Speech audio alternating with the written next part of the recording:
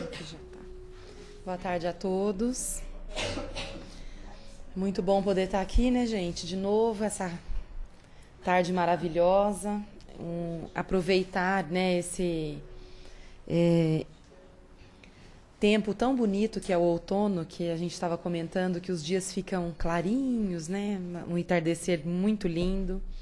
Então, nós vamos aproveitando essa oportunidade, agradecendo a presença de todos aqui, dos amigos da internet que também nos assistem, e começar a aquietar os nossos corações, né?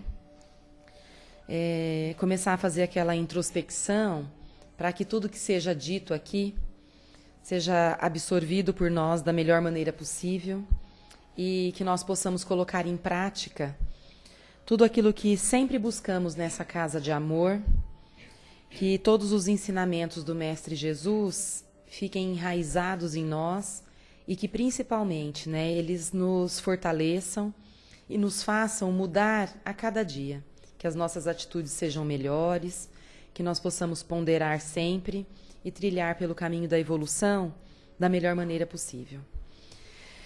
Então nós vamos agradecendo a espiritualidade que desde há muito estava aqui preparando o ambiente para nos receber. Vamos fazendo com que todos os nossos pensamentos, fora do que nós estamos buscando aqui, sejam um pouquinho afastados, que as nossas aflições sejam deixadas de lado, para que a gente fique bem atento a tudo que será dito aqui hoje. O tema da tarde é Síndrome do Mal, né? Inveja e perdão. E quem vai falar com a gente ofensa, desculpa, sem óculos tá difícil, né? Deduzindo aqui, né? Mas tudo bem. A Leda vai falar com a gente e é um tema, né, bastante pertinente, né? Porque falar de perdão é bem complicado. Sejam todos bem-vindos, seja feliz, né? Obrigada. Boa tarde a todos, queridos. É interessante porque esse livro, né, extraído, essa mensagem, é do livro Todos Precisam de Paz na Alma. É o nome do livro, né? Imagina se não, todos precisam de paz. É o alimento da alma, que é o principal, que é o eterno, né? Ou seja, aquela substância indestrutível, nosso eu, a nossa alma. E o texto a gente achou assim, muito interessante, porque é síndrome do mal. Aí já vem a receita junto com a síndrome do mal, que é a ofensa e perdão. Então, a ofensa, a síndrome do mal, e já vem a receita, que é o perdão, para aliviar esse mal. Então, a gente tem que identificar o que é esse mal para falar dele, nós temos que saber o que é. Nós vamos procurar lá o que os espíritos dizem que é mal, o que eles acham que é mal. Então, a resposta é: o mal é a ausência do bem. Onde não tem o bem, existe o mal. Aí, no Livro dos Espíritos, Allan Kardec ele vai perguntar para vários espíritos de diversas partes do mundo e uma resposta coerente. Todos dizem a mesma coisa, talvez não com as mesmas palavras, com o mesmo sentido, e ele cataloga. Aí, o Kardec pergunta para os espíritos: basta não fazer um mal para ser agradável a Deus? O que os espíritos respondem? Não. Não basta não fazer o mal. É necessário fazer o bem no limite das próprias forças. Cada um, eles complementam, responderá pelo mal que tenha ocorrido, pelo bem que deixou de fazer. Olha só. Então, quando nós não fazemos o bem, nós abrimos um espaço para que o mal se estabeleça ali. E os espíritos ainda vão além. Eles dizem o seguinte: que não há ninguém que não possa fazer o bem. Não existe. Por quê? Porque o bem ele é feito de muitas maneiras. Ele é feito não só com ações, com doações, mas ele é feito também com atitudes, com pensamento. Um pensamento de amor que eu envio é um bem que eu estou fazendo, que é energia. Energia é uma matéria. Então eu direciono. Então não existe ninguém que não possa fazer o bem. E cada um tem um alvo para que direcione esse bem. por mais infeliz que seja esse espírito, por uma condição mais deplorável em que ele se encontra, sempre ele tem algo que seja seu afeto. Alguém que foi sua mãe numa encarnação passada. Um amor na sua existência sempre houve. Ninguém que seja esquecido por Deus que não tenha esse objeto do bem. Então os espíritos dizem que não existe, todos podem fazer o bem. Então, como diz o título, né? Ofensa e perdão, para eu perdoar, eu tenho que ser ofendido. Eu não vou perdoar nada. Eu vou perdoar quando alguma coisa me fez mal. Quando alguma coisa me atinge e me faz mal, tem alguns itens aí que a gente precisa avaliar para que eu possa perdoar, ou quando eu posso ofender alguém também. Quando eu não compreendo o outro. Às vezes, nós, equivocadamente, avaliamos erroneamente as condições do outro. Eles nos falam de uma determinada maneira, é a maneira de falar, e nós interpretamos mal. E levamos isso por conta pessoal e nos ofendemos, porque eu não consigo compreender. Outras vezes, quantos casos de pessoas tímidas? Vou dizer um fato corriqueiro, que a gente dá um bom dia com um sorriso e a pessoa abaixa a cabeça e nem responde. Não, muitas vezes eu me ofendo. No meu modo de ver, é uma malcriação, ele está me ignorando. Não, às vezes não, é uma timidez. Então, abaixa a cabeça. Então, essa compreensão do outro é muito importante. Eu saber o que está se passando com ele, por que ele está agindo dessa maneira. E, normalmente, esse outro é o outro mais próximo, né? Esse outro é aquele que está próximo de mim, que eu não consigo compreender suas atitudes.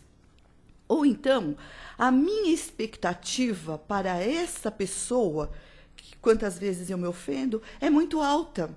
E ele não pode alcançar essa minha expectativa. Eu espero que seja bom, perfeito, e não é assim. Ele está num patamar que eu coloquei nesse altar, e esse patamar em que ele se encontra é um pouquinho abaixo ainda. E às vezes eu não compreendo e me ofendo com ele. Mas ele não consegue dar, além daquilo que ele tem para dar, desse padrão evolutivo em que ele se encontra, né? Então, essa minha expectativa, muitas vezes, interfere no relacionamento. E para algo me atingir, para que eu me sinta ofendido e tenha necessidade do perdão, o que me ofende? Quando alguém vai com o dedo na minha ferida, não é isso? Não é isso que me ofende? Quando alguém vai no dedo na minha ferida. Se alguém chegar para mim, por exemplo, e disser, você é uma mentirosa, eu vou dizer, não sou. Não posso me ofender, porque eu sei que eu me conheço, sei que não sou. Então, se alguém disser uma outra coisa sobre mim, que eu realmente sou, isso vai me ofender. Vai falar, você fala mal, por exemplo. Eu posso ficar sentida, porque eu sei que eu falo mal. Estão entendendo? Então, para me ofender, tem que ser alguma coisa que realmente aconteça comigo, que eu saiba que eu sou assim. Então, eu me ofendo. Então, às vezes, muito mais do que me sentir ofendida, é uma oportunidade para eu fazer uma reflexão, para uma autoavaliação, para saber mas será que eu sou mesmo? Se alguém falar de lata mentirosa, eu sei que não sou. Mas se disser uma outra coisa, então eu vou ter que pensar para ver se realmente eu sou ou não, para poder me ofender ou não. Às vezes ainda, a maneira como é dita. Diz que a verdade, ela é como um diamante, né? O outro às vezes me coloca, eu me ofendo porque me coloca uma verdade.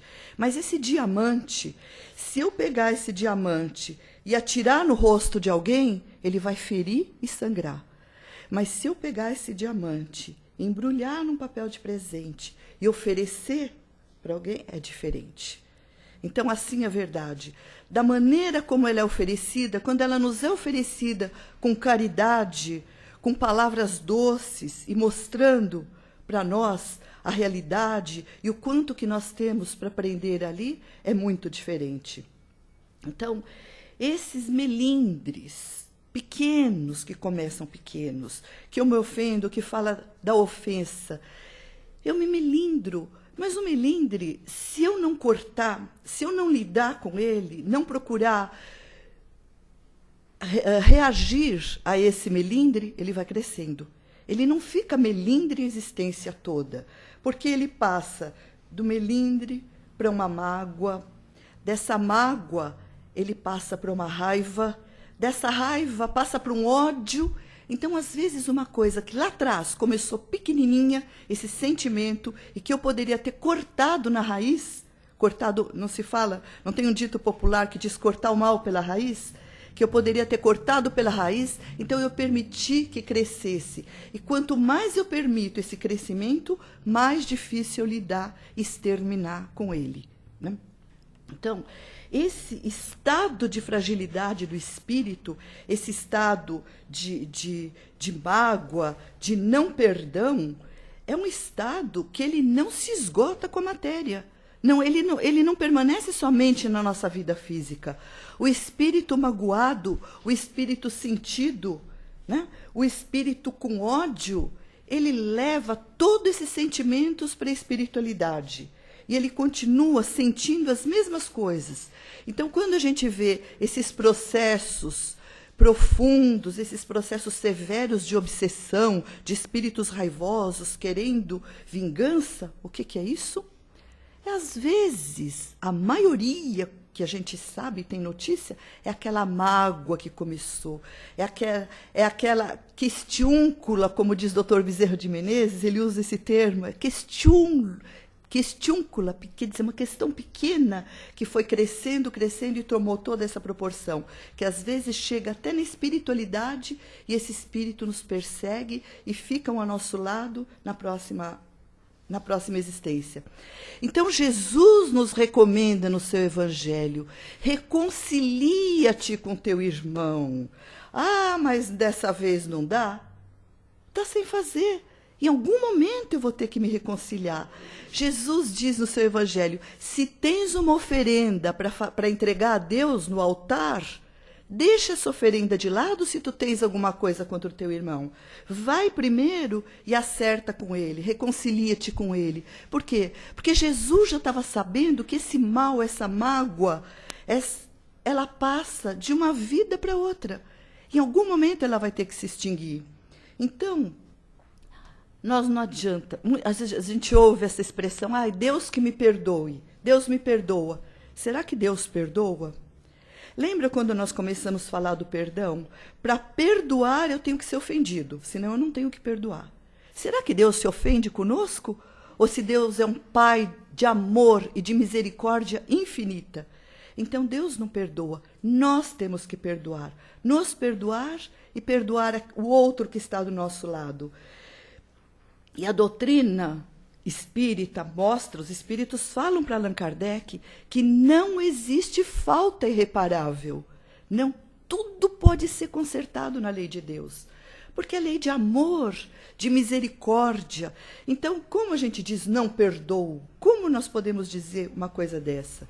Olha o exemplo da misericórdia de Deus, que é a reencarnação. É o maior exemplo de que Deus não precisa nos perdoar. Deus nos dá oportunidades, nos dá amor. Aquilo que nós não conseguimos numa existência, nós temos uma próxima para reparar e para fazer de uma forma diferente.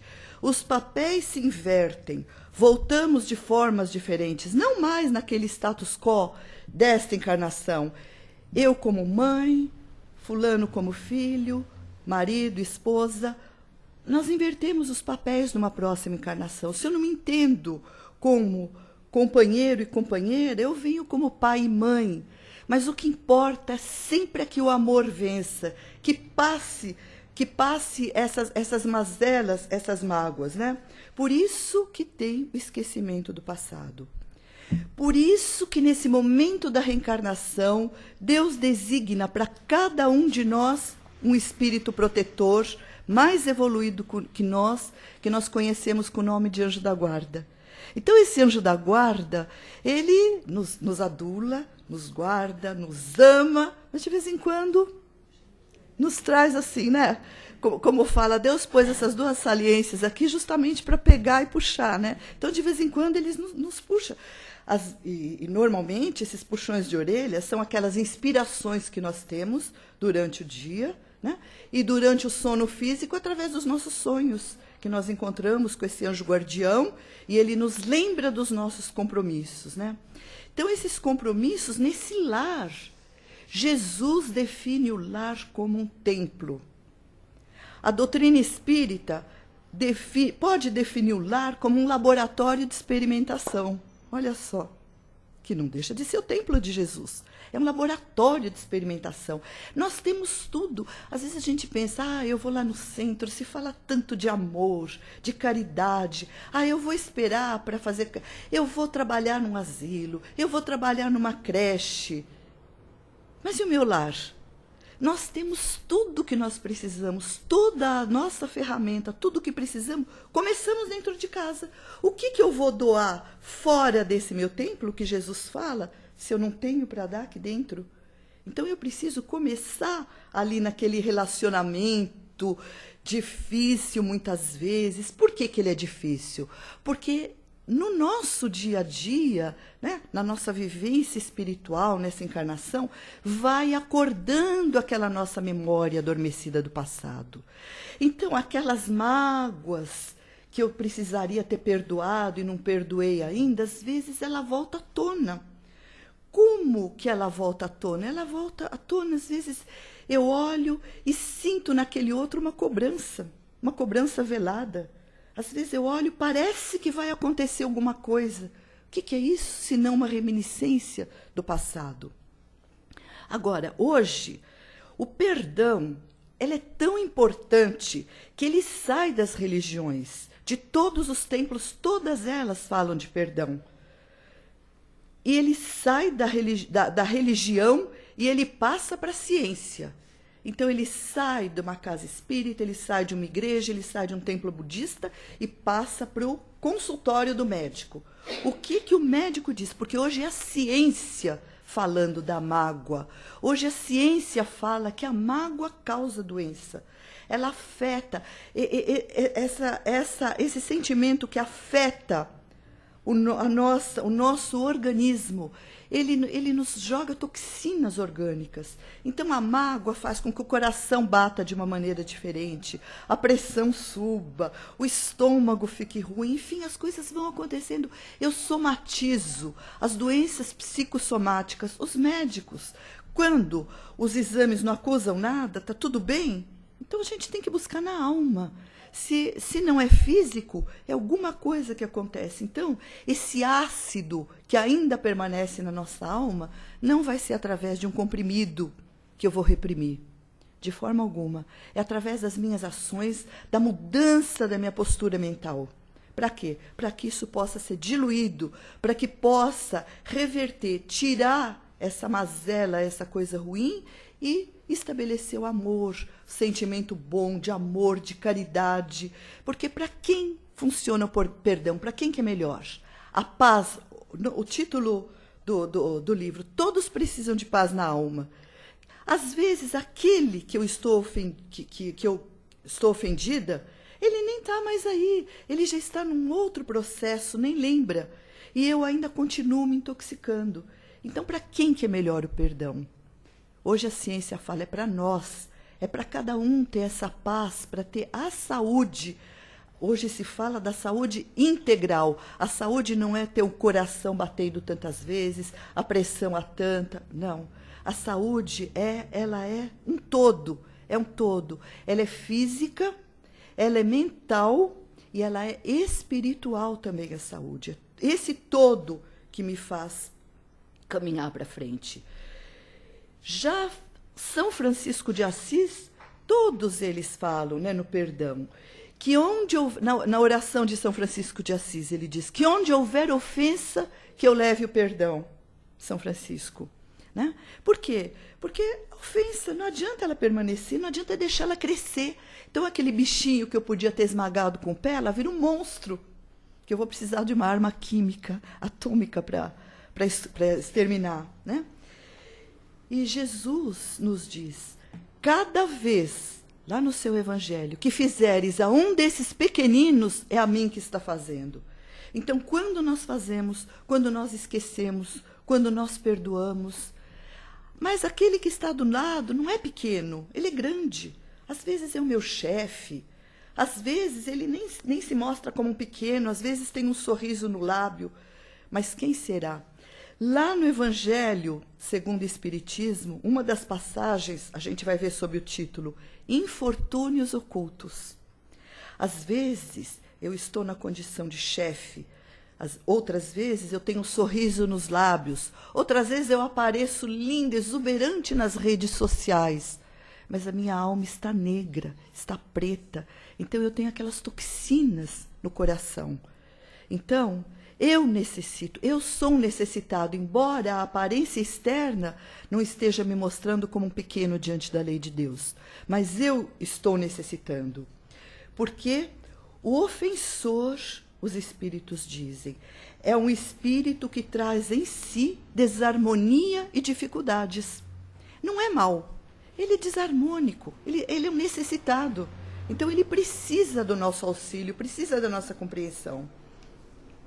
Então, a doutrina espírita ela não usa essa palavra culpa e pecado.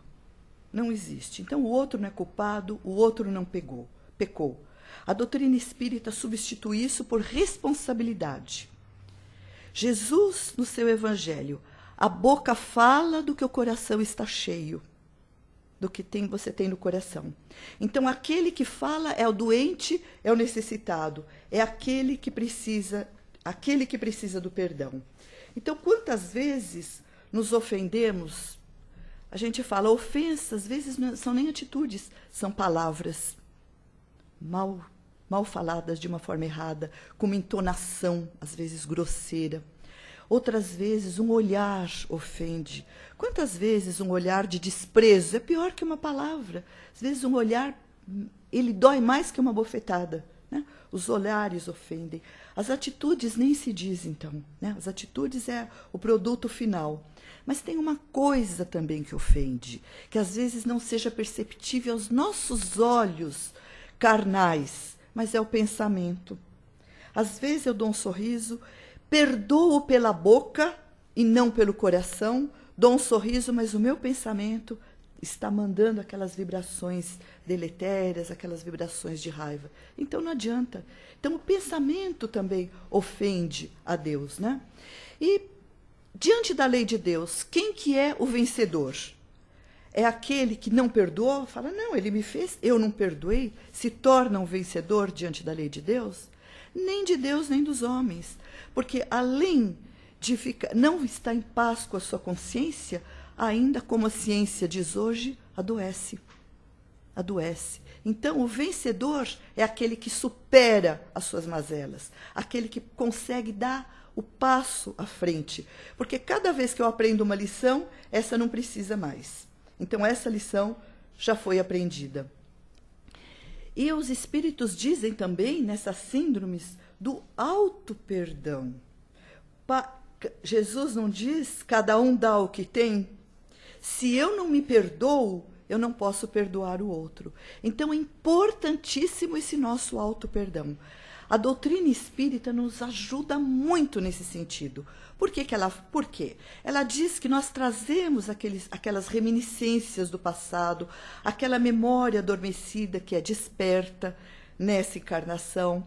Então, tudo isso que nós trazemos, muitas vezes nós não sentimos merecedores da vida, não nos sentimos merecedores de coisas boas que possam estar nos acontecendo ou que virão nos acontecer. Por quê? Por lembranças lá do passado que vem à tona, então eu acho que não mereço. Outras vezes, até esse sentimento de cobrança, como nós dissemos, que a gente vê no outro que está do meu lado. Não acontece nada, mas às vezes pelo olhar, eu olho, eu não me perdoo, eu falo, o que será que ele está me cobrando? Ele está me olhando, me observando de uma certa forma, porque lá atrás algo ficou equivocado. Não pode não ser uma cobrança do presente, porque o presente é para o acerto. Então, essas coisas do passado como que nós reencarnamos com esse esquecimento do passado, é para ele ficar nesse esquecimento, como Deus, a sua lei é certíssima. Então é para ele continuar submerso mesmo, como o iceberg. Sabe aquele gelo que tem de muitas partes, né? De 9/10 ele fica submerso no iceberg? Então são as nossas experiências do passado, é como o iceberg. Nós temos 1/10 à tona, que nós lembramos, nós temos nossas afinidades, aqueles amores do passado que nós identificamos, e aqueles relacionamentos com dificuldade também, mas de resto é para ficar da maneira como está. Então essas lembranças despertadas é muita prece, é muita oração, cada um de nós merece sim, essas cobranças estão aqui para serem revertidas de uma outra forma. E uma coisa muito importante, para nós, para o nosso auto-perdão, para a nossa aceitação, nossa autoestima, é não se sujeitar a influências externas. A gente sempre bate nessa tecla. Deus criou cada um uma individualidade, cada um. Eu tenho a minha capacidade, para algumas coisas eu sou boa, para outras, ótima, para outras eu não dou. Então eu não posso me comparar com a Renata, com a Maria Helena, nessas coisas que eu não dou, elas são ótimas. Então não adianta eu querer ser igual, eu não posso me cobrar. Eu vou procurar me superar, ser melhor do que eu posso, na medida que eu posso, mas nunca me comparar. Hoje em dia a gente sempre fala, um cuidado muito grande que nós temos que ter na atualidade com as redes sociais.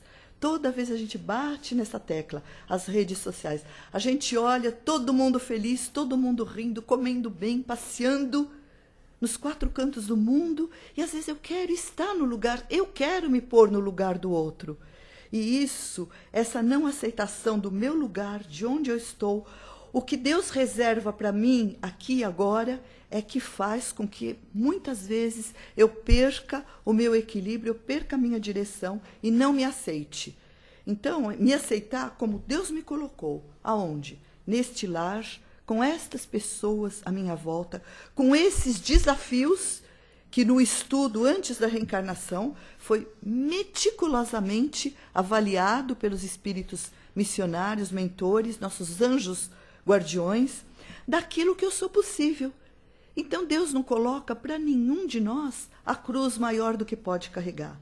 Então todo aquele compromisso que nós assumimos, nós temos condição de resolvê-lo. Porque quando nós fazemos uma proposta na espiritualidade que ela seja maior do que eu possa resolver, os próprios amigos, os próprios anjos guardiões, eles falam, não, você não tem condição para isso, menos. Dessa vez, você chega até aqui e deixa o restante para a próxima. Não é assim que eles fazem? Né? Menos. Dessa vez é isso. Então, lembrando sempre que a evolução não dá saltos, de espécie alguma. A nossa evolução, ela é gradativa. É uma coisa por vez. Não adianta eu querer adormecer de uma forma e despertar de uma maneira completamente diferente. É trabalho individual e intransferível. No dia a dia é que eu vou resolvendo, que eu vou melhorando. E Joana de Ângeles, espírito, ela diz uma coisa muito linda. Ela fala, nós sempre agradecemos o bem, tudo de bom que nos acontece. E nós esquecemos quase sempre de agradecer o mal que não nos aconteceu. Quantos males na nossa vida são evitados e que a gente sequer se dá conta. Ah, mas eu queria aquilo e não deu certo. Quantos males. Então temos que lembrar de agradecer também nas nossas orações, né? O mal que não nos aconteceu. Jesus, nós estamos naquela semana, vamos adentrar a próxima semana, a Semana Santa, né? Nós estamos na Quaresma, que a gente fala, a semana, não a próxima semana, na outra, né? A mídia explora muito, os filmes, tudo isso mostra muito Jesus na cruz, não é? O Jesus crucificado, com a coroa de espinho, o sangue correndo pela face, os pregos, enfim, aquele quadro dramático de dor, de sofrimento, que é o que leva uma grande maioria ainda a se identificar com a figura de sofrimento. E achando que Jesus, por esse ato, né, da sua crucificação no Gólgota, que ele é o nosso Redentor. A doutrina espírita, ela não vê Jesus, a gente não vê Jesus na cruz em lugar nenhum, em nenhum centro espírita que a gente entra, porque Jesus, ele desceu da cruz. Isso foi um chamamento para a humanidade. Como anterior, foram os milagres que chamaram, não foram seus ensinamentos, foram os milagres, as curas que faziam a multidão acompanhar Jesus. Depois, todo esse processo, porque ele passou da sua crucificação, que chamou atenção. Então a gente fala, Jesus é o Redentor, eu vou entregar as minhas mazelas, os meus pecados a ele. Não.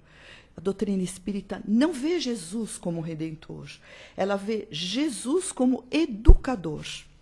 Jesus é o nosso modelo e guia para ser seguido. Ele nos educa.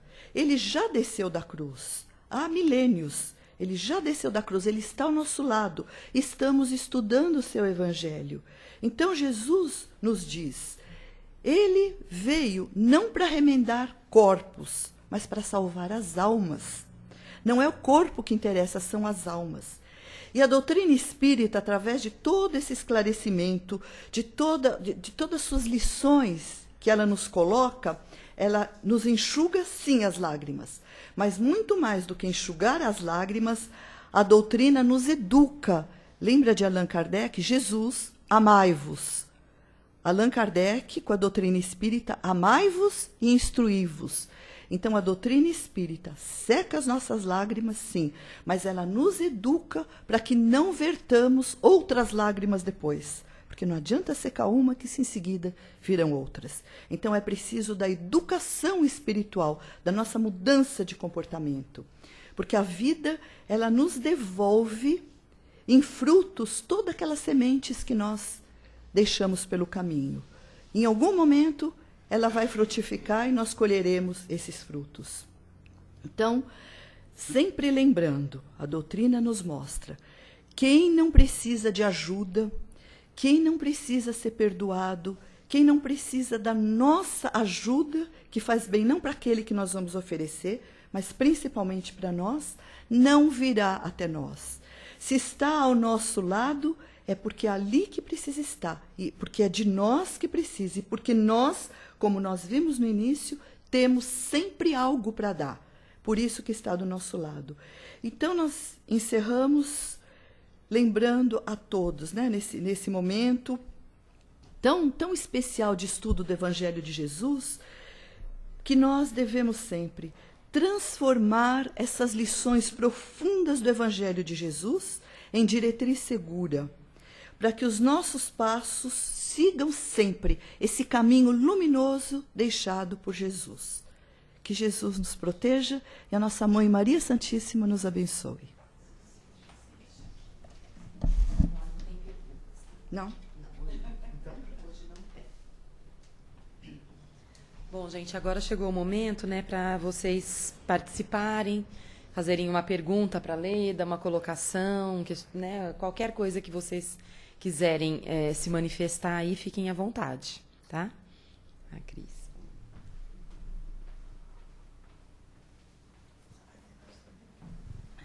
Leda, é algo que você falou logo no comecinho, que eu acho que às vezes a gente não presta atenção. É uma coisa tão simples, mas ao mesmo tempo tão difícil da gente alcançar para todo mundo. O bem é o estado natural, né? Se o mal é a ausência de bem, o bem é o estado natural. Deveria ser, né, Cris? Deveria ser. A gente insiste em coisas que levam à ausência do bem, no caso, né? O egoísmo, o orgulho e outras coisas, né? Infelizmente é isso. Mas o bem é o estado natural. Pensando assim, parece tão simples. É muito simples, não é? Né? Mesmo muito falando simples, de perdão, né? É muito simples, né? Mas às vezes é educação. É a educação da alma, do espírito, né? Mais alguém, gente? Minha querida, muito obrigada. Sandra, nada? Ah, lá. Foi intimada. Pronto. Maria Helena? Maria Helena? Ele chega até o fundo. Você não precisa. é difícil complementar alguma coisa, enfim, mas em se tratando de um planeta de provas e expiações, nós ainda estamos muito aquém daquilo que deveríamos, né? Esses dias, uma pessoa perguntou, seu mecânico é bom? Eu falei, ele é muito honesto. Como se honestidade fosse alguma coisa além, né? Não, deveria ser, né? Normal, né? Normal, né?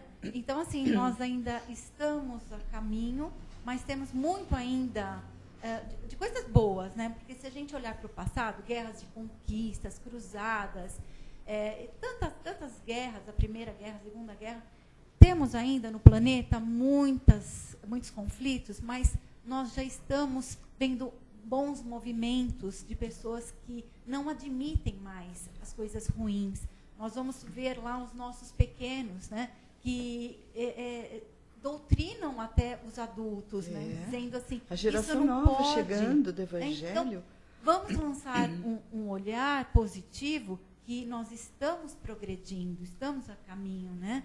E que não deixe na gente aquele mal-estar de dizer está tudo errado, que você comece a entrar naquela, como diz, a vibe, né, do que está mal. Não, vamos fazer primeiro a nossa parte, né? Eu faço a minha, você, e a gente vai sendo multiplicadores. Como eu falei a semana passada, que todos aqui ouçam, né, e levem para os seus lares, e aí nós vamos multiplicando as coisas boas, né, Leda? Então, parabéns, muito obrigada pelas palavras. Obrigada, Maria. Mais alguém? Obrigada, Leda.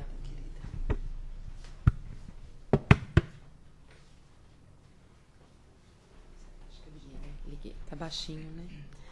Bom, gente, então depois de ter... Você desliga a luz. Obrigada. Depois de ter recebido, né, tanta coisa boa, ter ouvido essas palavras que vão nos acompanhar, e que aquilo que eu disse na nossa abertura, que nós vamos procurar colocar em prática, nós vamos, nesse momento, fazer aquele exercício tão bom que é o de doação de amor. Então, nós vamos, através das nossas vibrações, levar até as pessoas que estejam necessitando muito amor, muita esperança, muita fé. Que esses sentimentos puros possam chegar até aqueles irmãos nossos que estejam passando por dificuldades na área da saúde, quer estejam em hospitais, em suas próprias residências, em lugares diferentes, mas que o corpo físico esteja sofrendo algum tipo de dor. Vamos levar também as nossas vibrações para aqueles irmãos que ainda estão equivocados no caminho e que insistem em fazer o mal. Que essas pessoas possam ter em mente que um dia elas terão que prestar contas de tudo aquilo que elas fazem. E que elas deixem o bem, o amor brotar em seus corações. Vamos vibrar pelos nossos irmãos que estão estagiando nas ruas, sem ter lar, sem ter mais onde morar, um lugar para onde voltar. Que eles sejam fortalecidos, que eles entendam que a prova é difícil, mas que vai passar.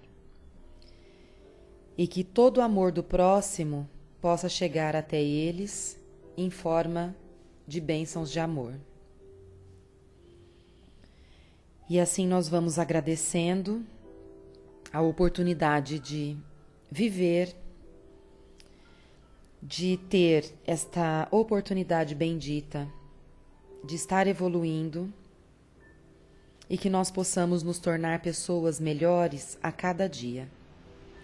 Que assim seja, graças a Deus. Eu vou pedir para que vocês permaneçam nos lugares, em silêncio, né, em prece, para a gente poder passar para a segunda parte. E só deixar um recadinho que para as nossas cestas básicas, que no início eu esqueci de dizer, nós somos gratos a todos que trazem os alimentos, mas dizer que nós estamos precisando ainda de leite em pó, de arroz, óleo, açúcar e macarrão. Então todas as doações são muito bem-vindas, tá, gente? Nós atendemos essas famílias que só tem aumentado o número delas, então o auxílio de vocês é muito bem-vindo. Muito obrigada e um bom restante de semana para todos nós. Que assim seja.